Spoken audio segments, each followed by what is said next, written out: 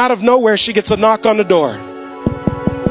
When my mom opens up the door, the gentleman on the other end, he hands my mom these legal documents. She starts flipping through the pages, and then she realizes that the property is going to foreclosure. She picks up the phone and she calls them up. And she goes, "Hello? Oui, this is Marie. Yes, I received the papers in the mail. It says that the property is going to foreclosure. But I don't understand. Every month I pay the landlord on time. Every month I pay him. I don't understand why the property is going to foreclosure." The lady on the line could tell that my mom sincerely did not understand what was going on. She said, "Oh, Marie, even though you've been paying the landlord money every single month on time, the landlord has a mortgage. The mortgage is attached to the property. Because of that, the bank has the right to foreclose. And so, ma'am, the property is going to go to foreclosure." And so my mom asked her, "Do you think that maybe I can go to the foreclosure sale? Whoever buys the property, I will be a good tenant for them. I will stay in the property. I will pay them the rent. Please, do you think that they will let me stay?" And you know what the lady told my mom? She said, "Ma'am, it's not even worth you showing up. Whoever buys that property is not going to want to keep your little restaurant in there." So my mom was devastated. She's like, "This is how I take care of my two boys. I got all my life savings into this property." And so about 2 weeks later, my mom says, "You know what? I know that sometimes you don't just have to listen to what people tell you." My mom shows up to the foreclosure sale.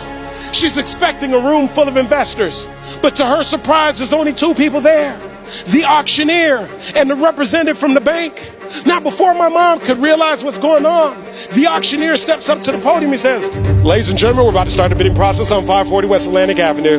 If you're here to bid on the property, please raise your hand." And so naturally, the representative from the bank is standing over here. She raises her hand. My mom, who had no intentions on bidding on the property, doesn't even know how this thing works. My mom decided to take an act of faith and raise her hand. The auctioneer said, "Very well, we're going to start the bidding process at 30,000. Can I get a 30,000? The representative from the bank is standing here, says 30,000. My mom's still in the game. No money. 35,000. It gets over here to the bankers. That banker says 36,000. This goes on and on. Now they're in the 40s. Now they're in the 50s. Now they're in the 60s. Now they're in the 70s. It gets over here to the banker. That banker says 76,000. Now my mom's like, "I might as well have some fun. I don't have any money anyway. We must be playing with some Monopoly money." And so my mom, attitude and all, my mom goes, 76,500. The representative from the bank is standing here with a clip pad. She picks up the clip pad and she says nothing. The auctioneer's got to keep the process going. He goes 76,500 going once, no answer. He goes 76,500 going twice, no answer. He goes 76,500 sold to who? My mom, the woman who had no intentions on bidding on the property. And so my mom is excited she won the bid. And then she's like, "Wait a second, I actually have to have the money."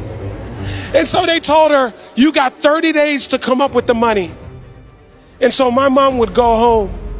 She'd pull out a notepad and she'd start writing down the names of all of her friends and all of her family members, one by one. And she would call them up and tell them the story. Some would lend her 1,000. Some would lend her 2,000. Some would lend her 3,000. Some lend her 4,000. Some lend her 5,000. And she's 3 days away. And she's still $30,000 short. My mom's thinking, maybe this isn't meant to be. And then her telephone rings. And it's her friend Yvonne's. And when her friend calls her up, my mom says, "Yvonne, no, it's too late. I have 3 days. I still need $30,000. Yvonne said, "No, Marie, listen. I know you've been calling us. But me and my husband, we've been saving up money to buy a house. We heard you call us. We heard the voicemails. Right now, we've saved up $30,000. We prayed about it. We talked about it.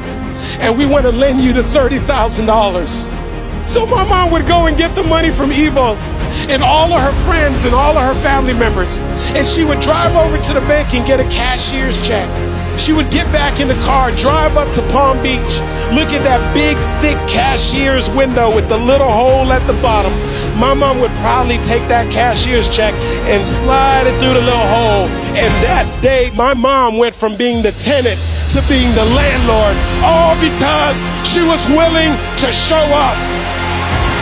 And so here's what I say to you.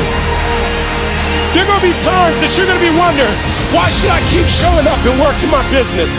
Why should I keep picking up the phones and making the phone calls?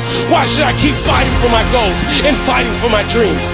And what I want to remind you is that you got to show up for your life regardless of the circumstances. You got to show up in spite of the naysayers. You got to show up in spite of the conversation going on in your mind. You got to show up for your life. Because if you don't, nobody else will.